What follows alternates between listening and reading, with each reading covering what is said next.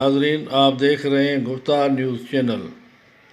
District دادو میں کاغذوں میں road کی تعمیر دکھا کر 1.25 ارب کی رقم ہڑپ کرنے کا انکشاف ہوا ہے۔ ٹھیکے نہ ملنے پر ڈسٹرکٹ ہائی وے کے اے سی پرویز خرو اور انجینئر مقبول کھوسو کے درمیان تکرار ہونے پر دونوں گروپوں نے ایک دوسرے پر کرپشن کے الزام لگا کر کرپشن کے بھانڈے پھوڑ دیے، ایک دوسرے کو کالے کرتوتوں کے آئینے دکھا دیے۔ افسروں کی جانب سے 95 کروڑ کی 25 اسکیموں کے ٹھیکے چور دروازے سے بھاری رشوت کے عوض بیچنے کے خلاف ٹھیکیدار ایسوسی ایشن ضلع دادو کی جانب سے پریس کلب دادو کے سامنے احتجاجی مظاہرہ کیا گیا۔